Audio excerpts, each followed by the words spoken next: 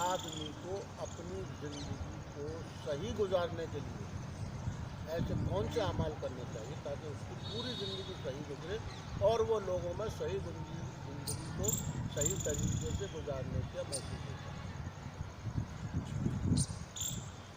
یہ بہت ہی آپ نے اچھا سوال کیا کہ آدمی خود بھی اپنے حق میں فائدہ پہنچانے والا ہو اور دوسرے حق میں فائدہ پہنچانے والا ہو. اس کے لیے سب سے بنیادی چیز جس کی وجہ سے سماج میں بھلائی عام ہوتی ہے وہ ہے آدمی کی سوسائٹی اور صحبت. وہ رہتا کیسے لوگوں کے ساتھ؟ اس لیے کہ آدمی کے جینے سے آدمی کا اندازہ نہیں ہوتا جتنا اس کی سوسائٹی سے اندازہ ہوتا ہے. اس لیے صحابہ کو صحابہ کا لقب اس لیے ملا کہ ان کی سوسائٹی نبی کی تھی. وہ حضور اکرم صلی اللہ علیہ وسلم کے ساتھ بیٹھتے تھے. تو سب سے پہلے کامیاب آدمی کی ذمہ داری ہے کہ وہ یہ فیصلہ کرے کہ مجھے رہنا کیسے لوگوں کے ساتھ ہے. اس لیے کہ آدمی جن لوگوں کے ساتھ رہتا ہے غیر اختیاری طور پر ان کے اثرات اپنے اندر قبول کرتا ہے. مثلا چھوٹا بچہ ہے، وہ سارے دن اگر موبائل میں مشغول رہتا ہے مثال کے طور پر، تو اس کو خواب بھی موبائل ہی کے آئیں گے اور وہ اٹھتے ہی موبائل کا مطالبہ کرے گا. ایسے ہی اگر آدمی اپنے آپ کو ایمانداروں کے ساتھ رکھے گا، اس لیے کتاب میں لکھا ہے کہ آپ 100 بے ایمانوں کو دیکھ کے بے ایمان نہیں بنے. یہ اہم نہیں ہے. آپ 100 بے ایمانوں کو دیکھ کے بے ایمان نہیں بنے، یہ اہم نہیں، بلکہ آپ کو دیکھ کر کے لوگ ایماندار بن گئے، یہ زیادہ ہے. یہ خوبی کی بات سمجھے نا؟ اس لیے سب سے پہلا کام یہ ہے کہ آدمی کو یہ طے کرنا چاہیے کہ مجھے رہنا کیسے لوگوں کے ساتھ ہے. سب سے پہلی چیز تو بنیادی ہے آدمی کی صحبت، اور دوسرے نمبر پر ہے آدمی کی زبان. یعنی اس کو یہ سوچنا چاہیے کہ میں ایسے الفاظ دوسروں کے حق میں استعمال کروں جن الفاظ کو میں اپنے حق میں استعمال کرنے کو برا نہیں سمجھتا. جب آدمی اس کا خیال کر لیتا ہے تو وہ خود بھی بہتر بولنے کی کوشش کرتا ہے اور لوگ اسے بہتر سنانے ہی کی کوشش کرتے ہیں. اس لیے کہ جب آپ کی طرف سے کوئی غلط میسیج نہیں جائے گا تو دنیا کا اصول ہے ٹٹ فور ٹیٹ، جیسے کو تیسا. آپ بھلا بولیں گے تو لوگ آپ سے بولنے میں خود بھلائی کا اہتمام کریں گے. بس اسی طرح بھلائی عام ہوتی ہوئی چلی جائے گی. اور اس کے ساتھ صحبت کے سلسلے میں ایک بات یاد رکھنی چاہیے کہ اصل قیمت جو ہوتی ہے وہ اس آدمی کی ہوتی ہے جس کے روکنے ٹوکنے والے جس کے سر پر ہوتے ہیں. آزاد آدمی کی کوئی قیمت نہیں ہوتی.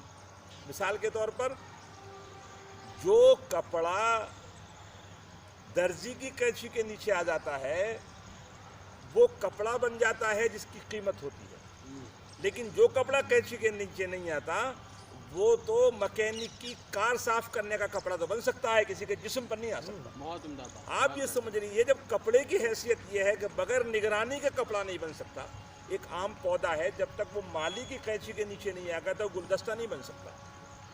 دنیا کی ہر چیز آپ دیکھ لیجئے. مثال کے طور پر آپ آٹا ہے وہ عورت کے ہاتھ آیا تو وہ روٹی بنی، لیکن اگر وہی آٹا جانوروں کو سامنے ڈال دیا جائے تو کسی کا نفع بخش نہیں ہوگا. بس آدمی کو آدمی بنانے کی بنیادی چیز یہ ہے کہ پہلی شرط آدمی کی یہ ہے کہ وہ یہ ڈیسائیڈ کرے کہ مجھے کیسے لوگوں کے ساتھ رہنا ہے، کس سوسائٹی کے ساتھ مجھے زندگی گزارنی ہے. اس کا بہت آدمی کو اہتمام کرنا چاہیے. اور ایک چھوٹی سی میں آپ کو مثال دوں. بزرگوں نے لکھا ہے کہ جو چمیلی کا تیل ہوتا ہے وہ چمیلی کا نہیں ہوتا ہے، دراصل وہ تل کا تیل ہوتا ہے. تل کو چمیلی بنانے کے لیے کیا جاتا ہے. حضرت رائے پوری نے لکھا ہے کہ پہلے چمیلی کے پھولوں کی ایک تہ لگائی جاتی ہے، پھر تل کی لگائی جاتی ہے، پھر چمیلی کی لگائی جاتی ہے، پھر تل کی لگائی جاتی ہے، اور پھر اس کو ایک زمانے کے لیے دروازہ بند کر دیا جاتا ہے. پھر جب اس کے بعد چمیلی کے پھولوں کی خوشبو اس کے اندر رچ بس جاتی ہے اور پھر اس کو نکالا جاتا ہے تو معلوم یہ ہوا کہ اب وہ تیل چمیلی کا تیل بن گیا. صحبت کا اثر اتنا بڑا ہوتا ہے. ایک آدمی کتاب میں لکھا ہے کہ ایک آدمی تیکھی مرچ بیچ رہا تھا، دوسرا آدمی بازار میں شہد بیچ رہا تھا. مرچ بیچنے والے کے پاس بھیڑ لگی ہوئی تھی اور شہد بیچنے والے کے پاس کوئی بھی نہیں تھا. تو شہد والے نے کہا بھئی میٹھا میں بیچ رہا ہوں، تیکھا تو بیچ رہا ہے، لیکن بھیڑ تیرے یہاں ہے میرے یہاں نہیں، اس کی کیا وجہ ہے؟ تو مرچ والے نے کہا میں مرچ शहद में डूबी हुई जबान के साथ बेच रहा हूँ और तू शहद मिर्च में डूबी हुई जबान के साथ बेच रहा है। तो मेरी मिर्चों की बिकने की वजह मेरी जबान की मिठास है। तो जब जबान की सोसाइटी का असर जो है कारोबार पर पड़ता है, तो ऐसे ही आदमी के जिस्मानी सोसाइटी का असर पूरे माशरे पर पड़ता है। जो कहा जाता है अरबी में अल-अखलाक कल-अज़वाज। इसलिए कहा जाता है, बल्कि किताबों में शेख सादी रहमतुल्लाह ने लिखा है, फारसी में है, गिले खुशबुए दर हम्माम रोज़े रसीद दस्त महबूब बदस्तम बगुफ्ता मुश्की या आबीरी के बुए दिलावेज़े तो मस्तम बगुफ्ता मन गिले नाचीज़ बूदम वलाकिन मुद्दत बागुल नशिस्तम जमाले दर नसे मन असर करद वरना मन हुमा खाकम के हस्तम। शेख सादी फरमाते एक दिन मैं गुस्लखाने में गया तो मैंने मुल्तानी मिट्टी में से गुलाब की खुशबू महसूस की।